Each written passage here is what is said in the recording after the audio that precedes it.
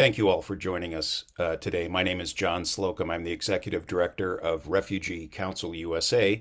We're an umbrella association of more than 40 national nonprofits that serve and advocate for refugees and other forcibly displaced people. Appreciate you all joining us for this press conference where we'll outline the harsh new measures that the Trump administration has taken recently in the realm of refugee and asylum policy. Going back to the end of October, the president promulgated, through a legally flawed rollout, an extraordinarily restrictive refugee admissions plan.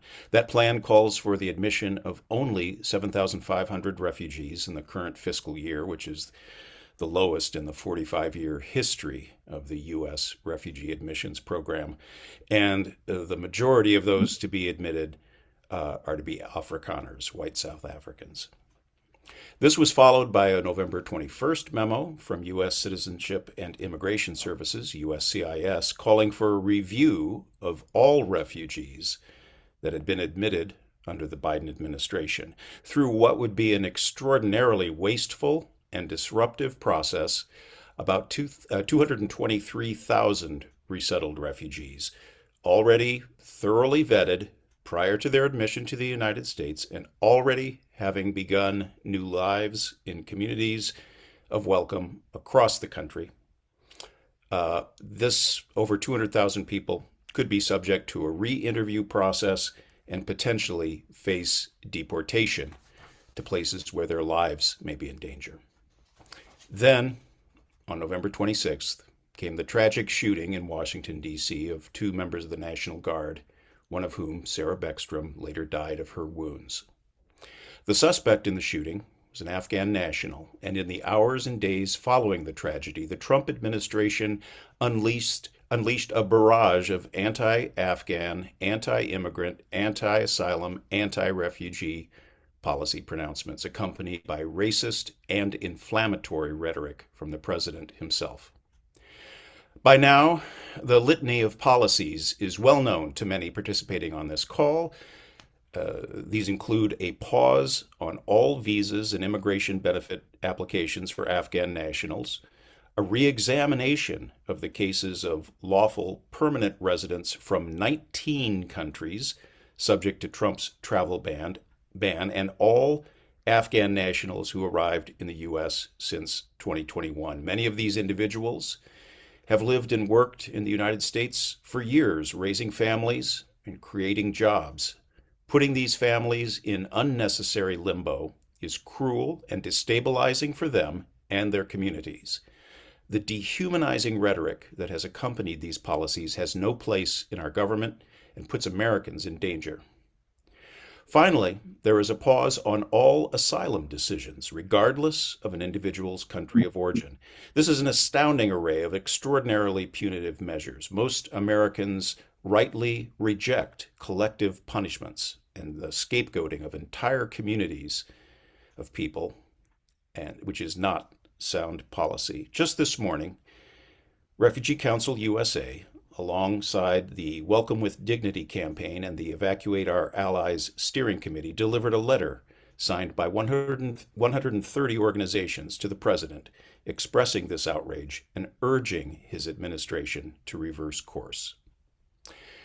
With us today are 6 speakers who will share high-level updates on the legality, or lack thereof, and the profound impacts of the Trump administration's policies and the bigoted rhetoric which has accompanied them. We'll hear reactions from affected communities and communities of faith, and we'll hear about actions that elected leaders are taking to hold the administration accountable. Now, following about 30 minutes from our speakers, we'll open the floor to questions. There is a Q&A feature in the Zoom, so please feel free to send questions that way, and I'll read them when the time comes. With that, I'd like to turn the floor over to our first speaker, Beth Oppenheim, CEO of HIAS. Thank you so much, John, and thank you to all of you for joining, and to RCUSA for making this space possible today. My name is Dr. Beth Oppenheim, and I'm the CEO of HIAS, the global Jewish organization that works for the protection of refugees and displaced people around the world. Today, I speak to you from a place of profound concern for the safety of our clients and our neighbors, and for the direction of this country, which has represented welcome and opportunity for generations. As the world's oldest refugee agency, HIAS has been there for much of that history. And for more than 120 years, our work has been rooted in a simple but profound truth. Every person deserves safety and dignity. Our thoughts are with the loved ones and the victims of the tragic shooting in DC 2 weeks ago, and join people of all faiths and backgrounds across the country and around the world for praying for healing. The horrific actions of one person have been used as pretense for the introduction and aggressive implementation of policies that affect the safety and well-being of hundreds of thousands of refugees, asylum seekers, asylees, and immigrants. Since the founding of the U.S. Refugee Admissions Program more than 40 years ago, HIAS and other national resettlement agencies have worked in partnership with the U.S. government to not only provide a pathway to safety for people fleeing violence and persecution, but to welcome each person with dignity, helping them to rebuild their lives and integrate into their new homes. We believe strongly in the U.S. legacy of welcome. We help to build it every day. When the Trump administration says it will review and rescreen refugees who have already been welcomed and made their homes here in the United States, they're talking about our Congolese client who waited years for the chance at safety through the U.S. Refugee Admissions Program. She arrived in 2023 and is already taking classes in community college, working towards becoming a certified nursing assistant so she can support her mother and siblings and contribute to her new community. But since learning of this new policy, she's been plunged into fear and uncertainty and says she fears she's now living on, quote, borrowed time. When the Trump administration halted asylum processing and immigration processing for Afghans and people from 19 travel ban countries, they plunged our legal clients into fear. The Afghan honor student eager to continue her undergraduate studies here after fleeing the Taliban. The activist, PhD, and survivor of torture from the Democratic Republic of Congo, who has rebuilt a life here and obtained a job at a restaurant. The Nicaraguan activist who was brought to the United States along with 200 others and now sits in a jail cell, stateless and in legal limbo. The Afghan woman who has not seen her husband since 2019 and was hoping to finally reunite. These are not stories, they are our clients. And because of that, we know that the changes of the past few weeks are no mere administrative shifts. They create fear, re-traumatize families, and jeopardize the very promise that the United States has made to those fleeing persecution. As a Jewish organization, HIAS understands what it means for an entire community to be targeted. And we recognize that what our clients are now experiencing echoes some of the darkest chapters of our own history. Society only often sees refugees for their trauma, and yet their refugee journey is only one chapter in their story. While they're definitionally the survivors of persecution, their lives are not defined by fear, but rather by resilience, by devotion to family, and by an unwavering commitment to build safer futures for their children. They simply want the same things as anyone else: safety, home, stability, and community. And they deserve the same support any one of us would hope to have for our own families, a helping hand in a challenging moment. The legacy of the United States as a country that welcomes refugees is one of which we should be proud. Our message today is clear. The doors of welcome must not close, not now and not on the people who trusted this country with their lives. Thank you. John, back to you. Thank you so much, Beth. Really appreciate your remarks. I'd like to turn next to Wilmot Collins, who is the mayor of Helena, Montana. Wilmot, over to you. Thanks, John. And I want to express my thanks also to RCUSA and all the participants here today. I'm Wilmot Collins, Mayor, City of Helena, Montana. Is this America? I do not recognize America right now. Neither do you all. This past week has been one of the hardest and most difficult time in all my 8 years as mayor of Helena, Montana, when I could not answer some questions posed to me by some constituents. Did you hear the news? Yes, I heard it. What are we supposed to do? I'm not sure. As a former refugee from Liberia myself, I find it difficult to I put myself in their shoes, and I find it difficult to fathom. My neighbors are afraid. I'm afraid. They're asking. They're confused. This is the country they gave up everything for. And today, their lives are in an uproar. This administration has chosen to exploit a tragic incident, not as a moment for sober reflection or pursuit of justice, but as a pretext for collective punishment by weaponizing grief and fear. It shifts the focus away from accountability and towards sweeping retaliation that punishes entire communities.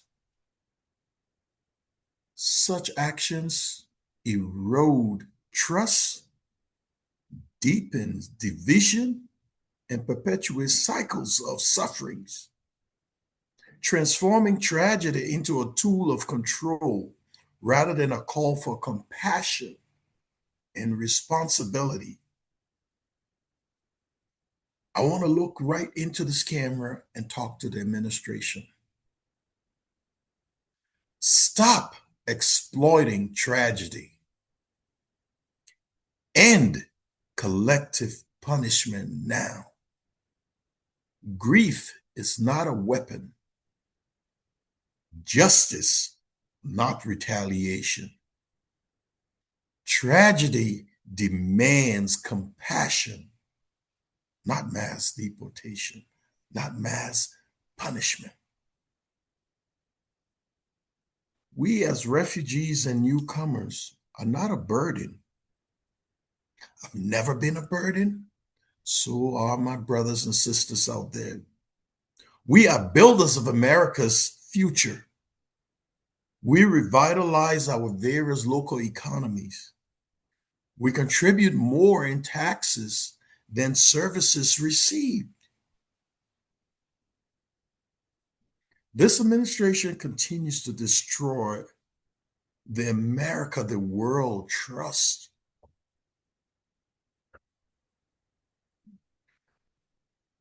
When we promise, we hold those promises dear. Today, we call them broken promises. In short, suspending refugees, asylum, and immigration pathway doesn't just close doors. It creates cascading humanitarian, economic, and civic crisis that weakens both the U.S. and the global community. Thanks, John. Thank you, Wilmot, for those extraordinarily powerful words. I know that they reflect the views of many, many local elected officials across the country, and may they find their ways into the find their way into the hearts of policymakers in Washington. Thank you. I'd next like to turn the microphone over to our next speaker, who is Dauda Cisse. He is the board chair of Refugee Congress and National Network Director of African Communities Together. Dauda.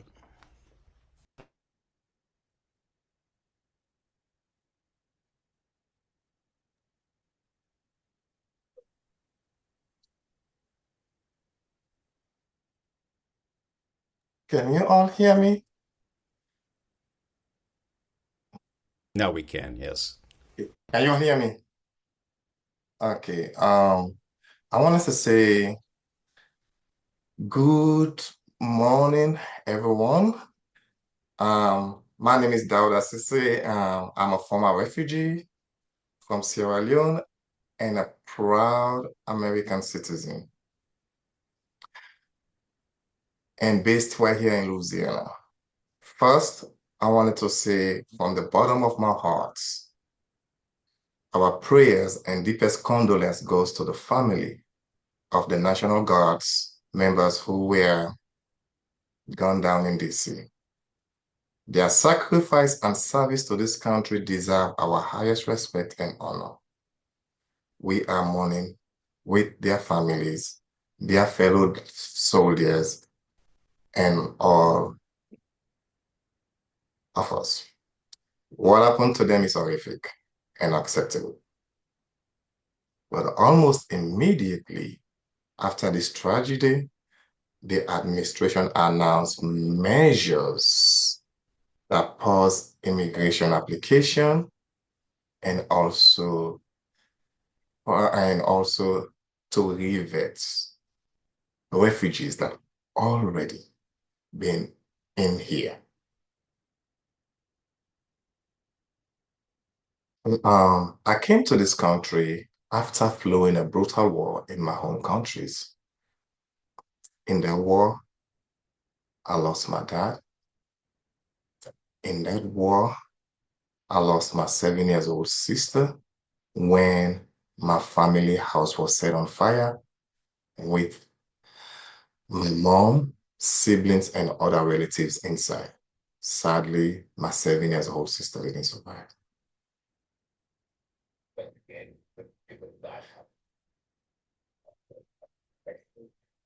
When I arrived here in Louisiana, I barely spoke English. When I got resettled after a decade in a refugee camp. But now I've become a US citizen. I believed in that moment when I became a US citizen that this country and I had made a mutual promise. But today, my family and I are giving back. I work every day with refugees and immigrant family to help them learn English, to find jobs, navigate the school system, helps them take care of their families. That's what we are, giving back to this country that have gave us so much. But when this life-saving program is attacked, and when the government suddenly say that people from 19 countries must be revetted, including those who are already here and already vetted, it sends a clear and dangerous message that no matter what we do, we will never fully belong. That is not how you build trust. That is not how you build safety. Safety comes from smart,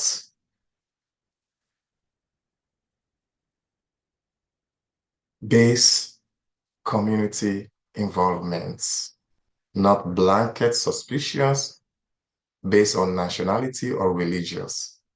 Safety comes from partnership with community, not fear inside community.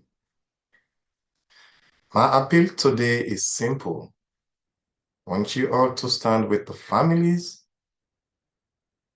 of the members that are grieving and also stand with refugees and immigrants who reject violence and want only to live in peace. Call on our leaders to reverse policy that targets whole nation instead of focus on how we build together. The refugee resettlement saved my life. Allow me to become a giver in this country, not taker. Please do not let and help us to protect these life-saving programs. My story is one of many. There are many refugees like me that are contributing to the social and economic fabric of our cities and states. Thank you all for listening. pass you back to John. Thank you so much, Dowd. I really appreciate you sharing your story, and I am filled with appreciation for your work and your contributions to this country. I'd like to turn next to Sean Van Diver, the founder of Afghan Evac. Sean. Thank you so much, John. My name is Sean Van Diver. I'm a Navy veteran and the founder of Afghan Evac, an organization that convenes a coalition of the same name. Together, we've worked for years to keep our promises to Afghan wartime allies and to support refugees and newcomers that now call America home. I'm going to start here. The shooting in Washington, D.C. that took the life of West Virginia National Guardsman Sarah Beckstrom and gravely wounded her colleague Andrew Wolf was a tragedy, not a scandal. It should have been a moment of shared mourning and seriousness. Instead, this administration has treated it like an opportunity, a pretext to do things they already wanted to do to refugees, asylum seekers, and immigrants. That is not leadership, it is exploitation. The man accused of this act is responsible for his own choices, full stop. But what we're seeing from the Trump administration is an attempt to turn one horrific incident into an indictment of entire communities, and then to harden policy around that lie. Halting asylum decisions, suspending visa processing for Afghans, re-reviewing every refugee admitted under the last administration, while fast-tracking others they see as more desirable. That is the language of collective punishment. It is the opposite of the rule of law. And look, we know how dangerous this is because we've seen the double standard before. When 2 American veterans back in September committed separate mass shootings in 2 states in one day, no one suggested that all veterans should be treated as presumptive threats. Nor should they. I'm a veteran. I would never accept that kind of smear of my community. But that is exactly what is happening right now to Afghans, to refugees, to Black and brown asylum seekers at our borders. I live in San Diego. I see it every day. They are being treated as problems to be contained, not as human beings with rights, stories, and in many cases, a record of standing shoulder to shoulder with U.S. troops. And let's be honest, Congress has been completely useless throughout this entire ordeal. Instead of asserting its constitutional role, Congress has allowed itself to be sidelined, failing to provide meaningful oversight, failing to modernize or defend our refugee or SIV systems, and failing to meet this moment with the seriousness it demands. The vacuum they have left is being filled with fear-mongering, not facts, politics, not policy. And look, this matters because the truth about vetting has been entirely drowned out by political noise. When Kristi Noem gets up there and says that the vetting didn't happen, she is lying to the American public. Same with Kash Patel, same with J.D. Vance, same with President Trump. They're lying to us. The United States already has the most rigorous refugee and SIV vetting system in the entire world. Multi-agency, multi-layered, intelligence-driven, and far more stringent than the process applied to the millions who enter the country on tourist or work visas every year. And certainly more stringent than that of police officers or the military and definitely politicians. These processes involve biometric screening, biographic review, intelligence checks, in-person interviews, continuous vetting throughout the pipeline. It is exhaustive by design. Our Afghan allies, the very people now being scapegoated, went through this rigorous system, in many cases for years. Refugees did everything we asked of them. They passed every screen the U.S. government created. When politicians pretend otherwise, they are not making us safer. They are misleading the public and undermining the integrity of the very system that they refuse to fix. There's also a national security cost here. When we slam the door on Afghans who fought and bled alongside us, or on refugees who did everything we asked of them in the vetting process, we send a message to the world. American partnership has an expiration date, and it might arrive with the next news cycle or the next guy behind the Resolute desk. That makes us less safe, not more safe. Why would anyone risk their life for us in the future if they can see how quickly we turn our backs now? If we go into Venezuela in a few weeks, who's going to work with us? Nobody. I want to be very clear about one thing. This isn't just about Afghans or about one community. The tools being used today against Afghan nationals and refugees are the same tools that can be used tomorrow against any immigrant group that becomes politically convenient to target. If we normalize collective punishment here, no one is safe from it, right? And if we can do it to Afghans who stood beside us for 20 years of war, how is anybody fleeing persecution or danger supposed to get to safety? So what should we be doing instead? now that I've talked at you ad nauseum. We should be honoring the legacy of Sarah Beckstrom and the gravity of this tragedy by acting with more care, not less. That means centering facts instead of fear, reinforcing rigorous but fair vetting instead of inventing new blanket bans, and affirming that in this country, you are judged as an individual, not as a stand-in for an entire race, faith, or nationality. Our Afghan allies and refugees around the world have shown extraordinary courage and trust in the promise of the United States. The question now is whether we will show a fraction of that courage in return. We can be a country that panics and punishes, or a country that grieves, thinks clearly, and chooses justice. For the sake of our values, our security, our own moral sanity, and the young people who will go and fight our wars in the decades to come, we need to choose justice. Thank you. Back to you, John. Thank you, Sean, for those powerful words. Thank you for your service. Thank you for your ongoing service for those causes that you expressed so eloquently. I'd like now to turn to our final speaker for this morning, Lori Ball Cooper, who is Vice President of U.S. Legal Programs with the International Refugee Assistance Project. Lori. Thanks, John. My name is Laurie Ball Cooper, Vice President of U.S. Legal Programs at the International Refugee Assistance Project, a legal aid and advocacy organization that serves refugees and other displaced people seeking resettlement to a safe country. Many of our clients over the years have found safety here in the United States. However, many of them are now in danger once again because the United States government is responding to a tragedy that we all mourn and condemn by scapegoating refugees, Afghan allies, and immigrants of color in pursuit of its racist and discriminatory agenda. This administration's immigration actions are far too numerous to list here, but they largely fall into two categories: preventing people, especially those from countries with majority populations that are not white, from being able to enter the United States, even if their lives are at risk, and attempting to strip away people's legal status to make them vulnerable to deportation, even when they have already lived peacefully in this country and our communities for years.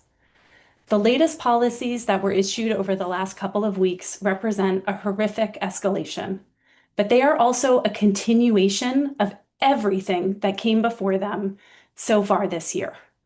What we are seeing is just the latest in a long line of efforts to target, intimidate, and even delegalize longstanding immigrant members of our communities because of where they were born, the color of their skin, or their religion. This is unacceptable, it is discriminatory, it is cruel, and it does nothing to make our country stronger or safer. And let's remember who's being targeted here: refugees, Afghan special immigrant visa applicants and recipients, asylum seekers, and asylees who all came here or are trying to come here to find safety and stability after fleeing war and violence. As you have heard from others so far this morning, including those speaking from personal experience, they have already endured persecution and discrimination due to their religion or their political beliefs or their gender or sexual orientation, or even because they aided the US war effort. And those who left behind everything to start their lives anew here in the United States with the promise of safety have come to be our neighbors, our friends, our family members, and valuable members of our communities, working, studying, and living alongside us. Here is what these policies mean for them. Afghans, including those who applied to the Special Immigrant Visa Program because they have come under threat for their work with the United States, will no longer be issued visas indefinitely. That's tens of thousands of lives hanging in the balance while they live in exile or in hiding from the Taliban. And many of the folks in this category already have family members waiting for them in the United States. This also means that Afghans and others from countries included in the travel ban who are already unable to enter the United States, barring certain exceptions, will face consequences even when they're already here. those who are trying to receive asylum or become permanent residents or even become US citizens, all completely legal processes with extensive application periods and vetting, will now be waiting in limbo and could be at risk of losing their jobs, losing their ability to study, and even losing their status altogether. Many refugees and Afghans with permanent residence and other legal statuses will have their cases re-reviewed and re-vetted, potentially requiring them to go through the dehumanizing interview process all over again, forcing them to relive the very horrors that they fled and to reprove the cases that they have already won. No one should live in fear that their government will target them because of who they are or where they or their families are from. We will defend our communities and stand up to any attempt to strip people of their status, their livelihoods, or their safety. Back to you, John. Thank you so much, Lori. I noting just a couple of follow-up questions that I'd like to pose, first to Sean and then to Lori. And I might then turn to the floor if there are any other questions from those participating today, and from our speakers as well, if there are any final thoughts that they'd like to share. But Sean, first I'd like to turn to you. And my question is, what can Congress do to support Afghans, refugees, and immigrant populations? Sure. So thank you for asking me that. There's a few things, right? And I actually want to broaden this to beyond Congress. I'm going to broaden this to our city council members, our state and local officials, to anybody who has a seat where they're making decisions on behalf of government. First, though, let's talk Congress. Number one, pass the Enduring Welcome Act. Pass, with some modifications, the Afghan Adjustment Act, pass the Grace Act, pass all of these bills that are meant to take care of not just our Afghan wartime allies, but our immigrant populations. Now, realistically, we know that given the political environment and that Republicans are in charge of everything, that's probably not going to happen. So what we need to see happen is we need city councils, state legislatures, county boards of supervisors, whatever your unique thing is in your commonwealth or state. We need people making it very clear, not just to Washington, but to the Afghans in their communities, that they stand with them.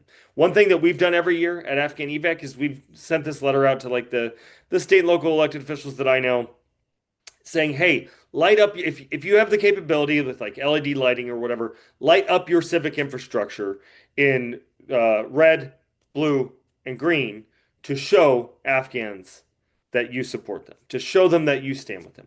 Pass policies meant to stand with immigrant and refugee communities. Help them with whatever your slice of the pie is, right? Make sure your documents are translated into Dari, Pashto, and any of the other languages that are prevalent in your area. And pass resolutions. Have your lobbyists make this a priority. Show people that you care. You can't just stand by and let this happen, right? Public statements. Politicians love a camera. Get in front of the damn camera and start talking about how important this is. The only way that we're going to stop this downward slide towards collective punishment and authoritarianism is to make sure that they're doing things that make it harder for this administration to do that. ICE is out of control, right? They're snatching people up left and right. And we know that maybe a third of the time they're following the law, and that's being generous. So get in their way. Find ways to get in the way, as we've heard longstanding civic leaders say.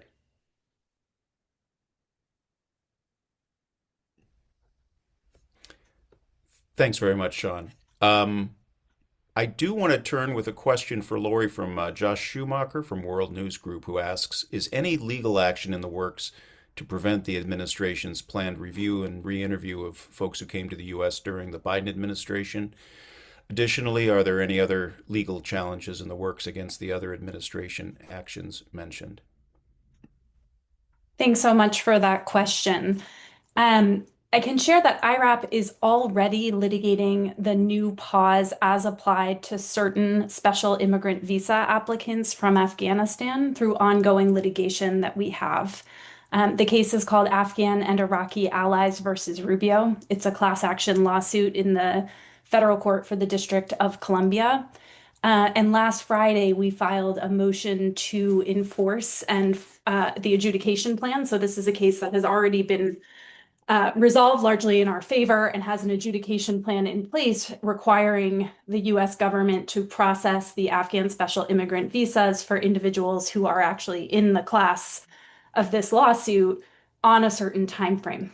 And so the government filed a notice in that case indicating that the stated pause policies would affect adjudications of class members' applications. And so we filed a motion for a status conference and to enforce the existing adjudication plan, challenging the government's apparent intent to disregard the court's order due to this new pause on Afghan SIV decisions. So we look forward to continuing to engage in that lawsuit. We are researching and others across the country who stand with the communities that all of us serve and are proud to call our own, other angles that will exist to challenge these policies in the courts. And I want to emphasize some of the points that Sean made here. Challenging these actions in the courts and litigation in large impact litigation cases and in individual cases where people are brought into these horrific processes will be critically important. But litigation alone is not going to carry the day, and we need to have the kind of mobilization that Sean was discussing and that we've seen in so many communities in the United States rejecting this kind of collective punishment and scapegoating.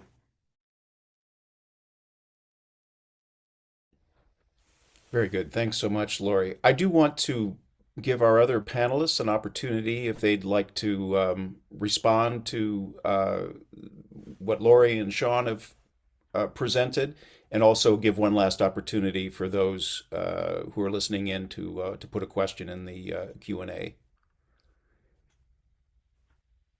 And I'll just prime the pump by saying the litigation's important. It's not enough. What's really key here is this administration's policies are really standing athwart the American values and America's history and present reality that we remain a country of welcome. And so I think all of those actions, Sean, that you outlined, that state and local officials and civic leaders can undertake are terribly important. And I think it's key that we remember that we mustn't be cowed by the fact that there's so much noise out there. We know that much of that noise is being generated by offshore bots, trolls, and rage farmers. And we really need to push on despite that noise and do what we know is right. John, I would love to make another quick point Sure. while we're waiting for questions. And sorry for everybody that you have to hear my voice again. It's not just public officials that can do stuff, right? Anybody can do stuff. Within Afghan evac and with Iraq and Afghanistan Veterans of America, we've started something called Battle Buddies, which is veterans from across this country, veterans and frontline civilians, anybody who's been involved in the evacuation operations can sign up at afghanevac.org/battlebuddies to stand with our wartime allies in court. All you have to do is go use your body and be present. You can show up at an immigration appointment, a biometrics appointment, anything, any interaction between the federal government and somebody who doesn't have citizenship or a lawful permanent resident card, a green card. We've seen a 100% success rate so far. We do think that that's about to change. We've got 1,000 veterans across the country who've signed up. Our program is narrow and focused on Afghan wartime allies. There's been some talk about maybe expanding to other veterans populations who are being taken down, but any organization can start something like this, and you can do this in your community. If you show up at your local immigration court, you will find a well-organized, likely group of volunteers who are observing, who are taking notes of who's going in, who's going out, who ICE is detaining. And look, ICE can't really do anything to you. They might be able to detain you for a little bit if you're an American citizen. Go get in their way. We talk a little bit of shit to them sometimes because we're veterans. We didn't cover up our faces or hide our names when we were kicking in doors in Iraq or Afghanistan or anywhere else. And it's wholesale insulting to us that these guys are obfuscating their identities while judges and prosecutors and police officers and everybody else are hiding. So Battle Buddies is a great model. We've seen a lot of success. We hope the reporters here will dig into that and talk about that as a model for resisting the bullshit that's going on today. Thanks, Sean. I think it's clear that we need really a mass mobilization to oppose this collective punishment, which is unacceptable. I want to give one last opportunity if any of our other panelists would like to say anything before we close. It looks like there's another question in there. We do have a question in the chat.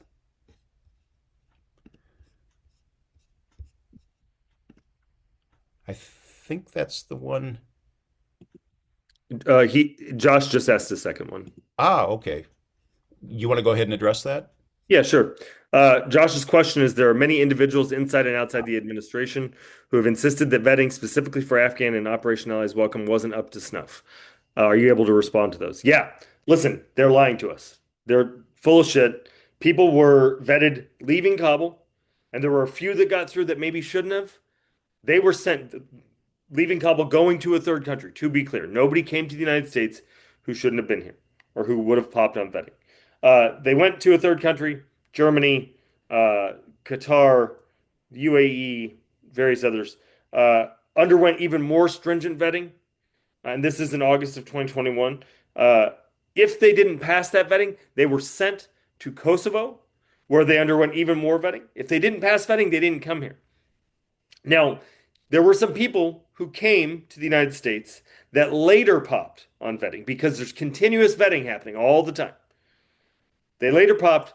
President Biden deported them or sent them to Kosovo to just clear anything up. We still haven't seen an actual vetting failure from Operation Allies Welcome.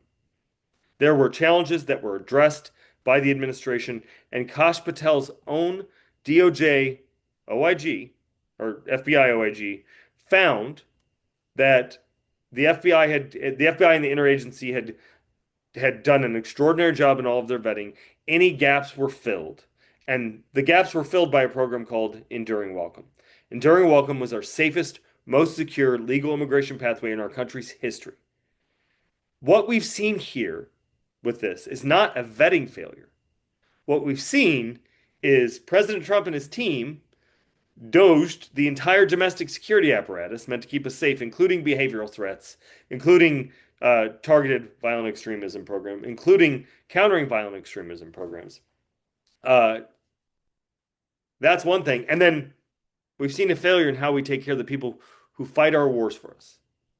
I used to run a veterans nonprofit focused on reducing the stigma associated with PTSD. The stories that we're hearing about this guy that went and killed Sarah Beckstrom and shot Andrew Wolf are textbook PTSD. And it's no wonder. We gave that guy a gun at the age of 15 and said, go kill people for the United States of America. What the fuck did we think was going to happen if we didn't take care of him? And it doesn't excuse his actions, but it also does, we have no excuse as a country for the way that we treat the people who fight our wars, whether they wear an American flag on their shoulder or not. Does that answer your question, Josh?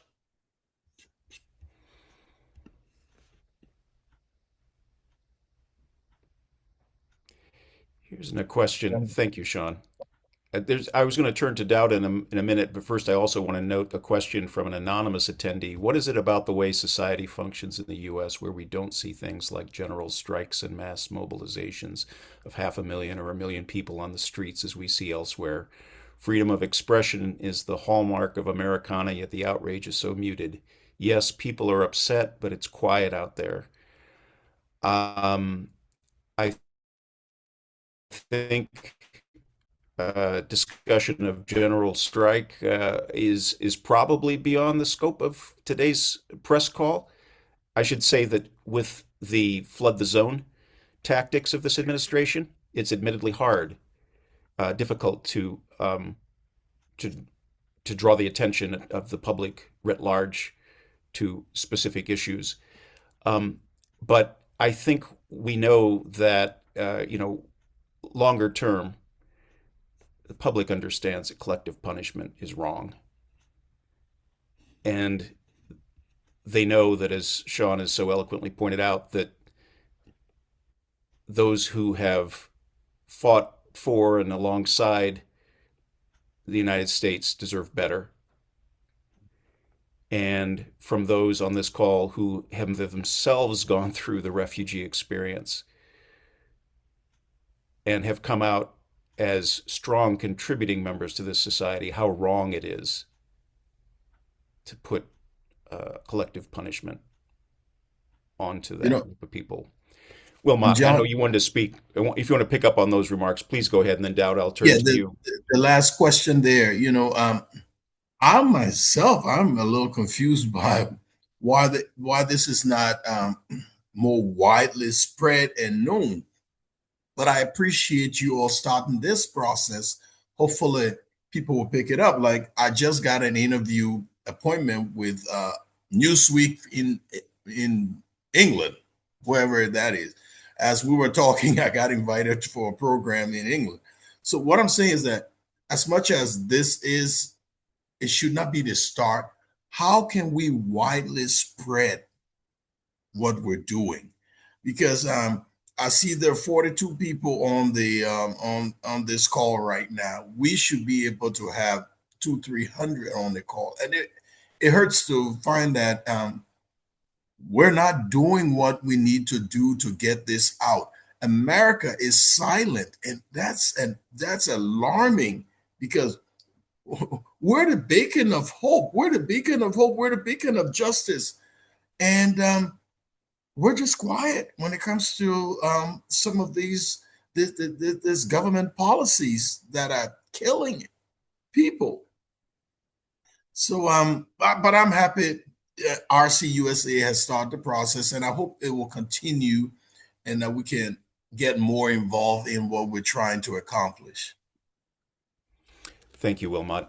Dowda, with apologies, our speaker, our final speaker has managed to join, and I did want to give him an opportunity to speak, and I know you've been waiting patiently, but if I could, I'd like to turn the floor now with a welcome to Ismail Mohammed, who is a state representative representing the 3rd State District of Ohio, which includes parts of Columbus. And over to you, Ismail. Thank you for joining. Thank you very much. Thank you, John, for the introduction. I apologize for being late. I'm also an attorney by trade, so I was in court, got held up, and unfortunately could not leave. So thank you for giving me the opportunity. Based here in Columbus, Ohio, I represent the northeast side of Columbus. I was elected in 2022. And of course, I represent a very diverse district. We have the largest, probably the 2nd largest in terms of just diversity. I do have a very large Somali American community. We have a large Nepali and a very large also Middle Eastern Arab community as well in my district. And certainly with the comments of the president, I think we've had press conferences. We've had 3 so far, and we have really been just out there educating the community overall, and Columbus really has done a great job of just supporting us. And from Mayor Ginther to city council members to state reps and other electeds, we've seen a very positive reaction in terms of just showing more support, but also educating the overall masses on a lot of the things that are out there when it comes to refugees and sort of dehumanizing people. And too often when that happens, it makes it easier, and it makes it legal for someone to start acting on them. So I think that's the biggest worry. And we've had several meetings with faith leaders and others as well, as far as precautions on what to do, especially when it comes to faith centers, when it comes to organizations and nonprofits that work with the Somali and immigrant communities here in Central Ohio. But, I'm glad that we live in a welcoming city here in Columbus, and our mayor has really made it a priority to make that a reality, but also to actually the mayor also put an executive order which stated that any Columbus police or any staff of the city of Columbus will not look for immigration purposes, will not make a stop or in any way assist ICE with their enforcement, which has been helpful. And a lot of our other council members and others are in support of that as well. We've pushed for legislation at the state level, but as many of you may know, it is much harder to obviously get a lot of that accomplished at the state level when we're in the super minority here in Ohio. But I think the response has been extremely positive, and we're seeing a lot of nonprofits and organizations that are coming out in support of refugees overall, just even beyond Somali community. Because if it's the Somali community today, then it'll be another community next week, and we've seen sort of that movie before. President Trump started his entire campaign on, labeling Mexicans as, hate to say it, but rapists and murderers. And we've seen that movie before. So I think a lot of people are more conscientious now about that and the impact it could have negatively. So I think there's been a very positive reaction. But I do agree that we should coordinate more. More needs to be done still. To counteract some of the negative things that are happening. So, just excited to be here, and thanks for having me, John. Thank you. Really, really appreciate your words, Ismail.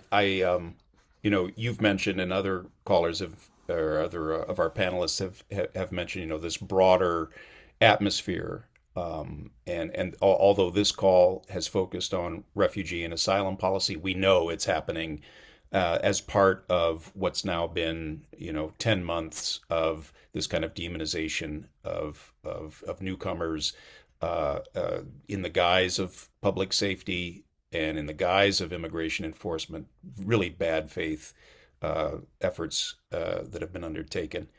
We are just about out of time here, and I wanted to turn to Dauda for the last word, who, if I could hand the floor over to you. Thanks. John, thank you. And thank you to all our speakers and to those that joined. And I echo Mayor Williams. We should have more people into these calls and to join. But I just wanted to echo the sentiment that we are seeing across the country right now. And it gives me flashbacks and re-traumatizing. As a child growing up during the war in my home countries, and we saw the perpetrators armed with masks in their face and guns heavy geared into our neighborhoods. They take my families away and others as well. And today, we are seeing that terror in our cities and in our states. And as I'm speaking right now in Louisiana here, we've seen them as well on the street. And it is terrifying. And from the highest office calling refugees population Somalians, a word that I will not repeat here. When you call people those, you are not just insulting, they are given permission for hate to rise. And I know in the chat they put, what can we do to roll back the harm? I just wanted to chat that quickly and then we can close. We can do that so that we all can take a collective approach, whether you're an Americans, business, faith communities. Let's demand an end to policies that treats entire community as suspects by restoring fear and humane refugees protections. We have to hold our leaders accountable so that we can be protecting due process. Refugee resettlement have turned survivors like me into neighbors, into workers, and given back. So if we stand together in love and courage, hold your leaders accountable, it works. how we mobilize our people to pick the phone and call their elected officials, engage with businesses, engage with faith communities, engage with students, youth.